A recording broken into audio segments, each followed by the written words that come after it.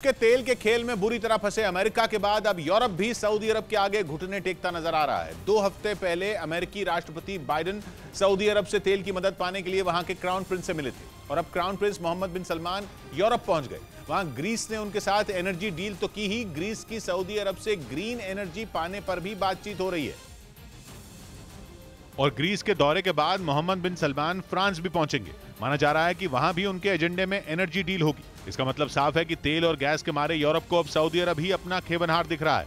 माजरा यह है कि रूस की जंग छिड़ी तो यूक्रेन से है, लेकिन उस युद्ध ने यूरोप का भट्टा बैठा दिया है। क्योंकि जब से रूस ने यूक्रेन पर हमला किया है, तब से यूरोप ने रूस पर कई तरह के प्रतिबंध लगाए हुए हैं। और प्रतिबंध लगाए तो लगाए, यूरोप के देशों ने रूस बल्कि पुतिन को कोसने में भी कोई कसर नहीं छोड़ी। रूस के तेल को खुद यूरोपियन यूनियन ने ठुकराया और उससे बदला लेने के लिए रूस ने यूरोप को अपनी गैस की सप्लाई बेहद कम कर दी। यानी यूरोप ने पुतिन को आंखें दिखाकर खुद ही अपने पैरों पर कुल्हाड़ी मार ली और अब उसकी हालत बहुत खराब है। इतनी खराब कि अगर जल्द कदम नहीं उठाए गए तो यूरोप ठंड में जम जाएगा, क्योंकि सर्दियां अब ज्यादा दूर नहीं है और यूरोप के जाड़े में गैस के बिना गुजारा मुमकिन नहीं है। इसलिए यूरोप ऊर्जा पाने के लिए छटपटा रहा है। क्लीन एनर्जी, तेल, गैस चाहे जैसे भी मिले, नहीं तो उसके कारखानों पर ताला लग जाएगा। अगर फैक्ट्रियां बंद हुई तो यूरोप का बंटाधार हो जाएगा। इसलिए वो एनर्जी सप्लायर ढूंढ रहा है। और सऊदी अरब कच्चे तेल का दुनिया का सबसे बड़ा एक्सपोर्टर तो है ही, वो ग्रीन एनर्जी भी बना रहा है।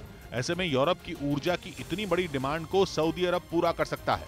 यानी जंग की शुरुआत में जो अमेरिका और यूरोप तेल का प्रोडक्शन बढ़ाने के लिए सऊदी अरब पर दबाव बना रहे थे, अब वो उस सऊदी अरब के आगे ही सरेंडर करने को मजबूर हो गए हैं। चक्कर यह कि यूक्रेन के युद्ध की वजह से रूस और अमेरिका, यूरोप आमने सामने हैं, लेकिन सऊदी अरब इस लड़ाई से दूर बना हुआ, इसलिए वो जमकर मलाई खाने में लगा है।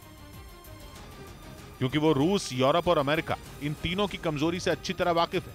रूस तो लड़ाई में उलझा है, वहीं यूक्रेन की जंग की वजह से तेल के दाम में आग लगी है। इस आग की आंच यूरोप और अमेरिका की अर्थव्यवस्था को झुलसा रही है। महंगाई वहां आसमान छू रही है। अमेरिका के पास तो फिर भी अपना तेल है, ऊर्जा के बाकी ऑप्शन भी हैं, लेकिन यूरोप तेल और गैस के लिए रूस का मोहताज है।